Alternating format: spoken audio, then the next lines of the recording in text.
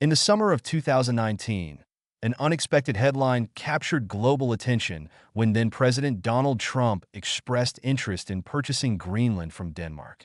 What initially seemed like an unusual diplomatic proposition quickly evolved into a serious discussion about geopolitics, natural resources, and strategic interests in the Arctic region.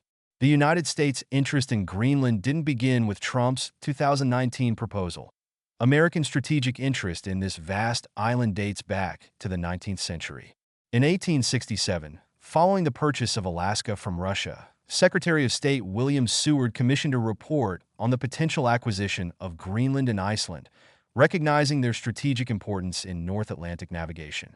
Perhaps the most significant historical precedent came in 1946 when President Harry Truman's administration secretly offered Denmark $100 million in gold to purchase Greenland. This offer came in the wake of World War II, during which the United States had established several military bases in Greenland to prevent Nazi Germany from gaining a foothold in the North Atlantic. The strategic value of these installations became even more apparent as the Cold War emerged, leading to the establishment of Thule Air Base in 1951 as part of a defense agreement with Denmark. This base, located just 750 miles from the North Pole, became a vital component of America's early warning system against Soviet missile attacks. That Greenland's strategic value cannot be overstated. As the world's largest island, covering approximately 836,330 square miles, its geographic position between North America and Europe makes it a crucial territory for military and commercial interests. Thule Air Base, America's northernmost military installation, hosts sophisticated radar systems that form part of the U.S. ballistic missile early warning system. The base's strategic location allows for monitoring of potential missile launches and surveillance of space activities, making it an irreplaceable asset in modern military infrastructure. As climate change causes Arctic ice to recede, new shipping lanes are opening up, particularly the Northwest Passage. These routes could potentially reduce shipping times between Asia and Europe by up to 40% compared to traditional routes through the Suez Canal. Controlling Greenland would give the United States significant influence over these emerging maritime pathways and provide legitimate claims to Arctic territorial waters and the resources beneath them. Beneath Greenland's ice sheet lies a wealth of natural resources that make the island increasingly attractive in today's resource-competitive world. The territory possesses some of the largest deposits of rare earth elements outside of China, crucial for manufacturing high-tech products, including smartphones, electric vehicles, wind turbines, and military equipment. The Kvanefjeld project in southern Greenland alone is estimated to contain about 10% of the world's rare earth oxide deposits. The island has significant deposits of zinc, copper, iron ore, gold, and platinum group metals, with the Citroen Zinc project being one of the world's largest undeveloped zinc lead resources, containing an estimated 132 million tons of ore.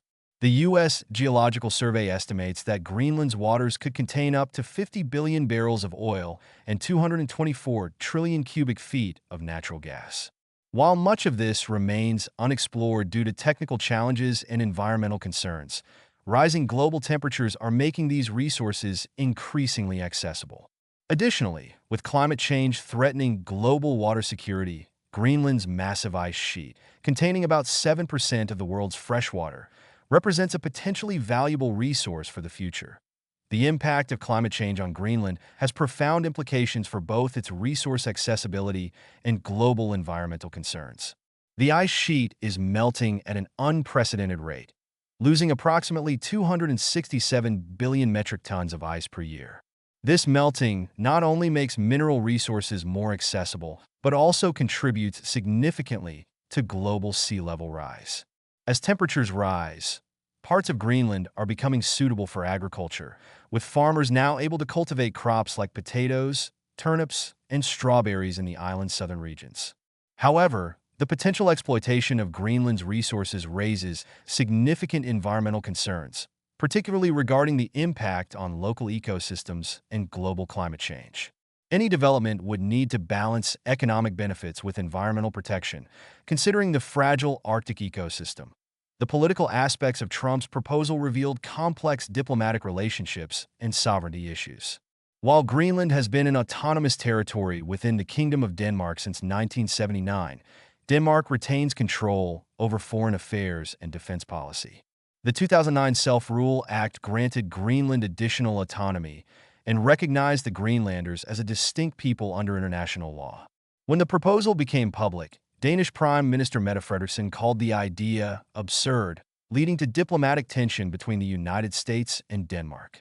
The Greenlandic government firmly stated that while the island was open for business, it was not for sale. This response highlighted the importance of considering the rights and aspirations of Greenland's indigenous Inuit population, who make up about 88% of the island's 56,000 inhabitants and have been moving toward greater autonomy. That Trump's interest in Greenland reflects broader international competition in the Arctic region. Russia has been aggressively expanding its presence, rebuilding Soviet-era military bases and increasing its icebreaker fleet. Control over Greenland would strengthen the U.S. position in countering Russian influence in the region. Meanwhile, China has declared itself a near-Arctic state and has been investing heavily in Greenland's mining sector, with the Chinese state-owned Shinga Resources holding a stake in Greenland Minerals Limited, which is developing the Kvanefjeld rare earth project. This global competition extends to economic development and infrastructure needs. Greenland currently lacks roads connecting its settlements, relying instead on air and sea transport.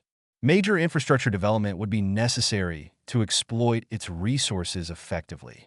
The island's unique landscape and culture present significant tourism opportunities, though developing tourism infrastructure while preserving the natural environment and local culture requires careful planning. Currently heavily dependent on fishing and annual subsidies from Denmark, Greenland's economy could benefit from diversification through resource development and increased tourism. The development of Greenland's resources faces several technical challenges due to its extreme Arctic climate, which makes resource extraction and infrastructure development technically challenging and expensive. The lack of basic infrastructure, including roads and ports, increases the cost and complexity of any development projects. Ensuring resource development doesn't harm Greenland's fragile ecosystems requires sophisticated environmental protection measures. These challenges are compounded by the need to consider the rights and interests of the indigenous population in any development plans.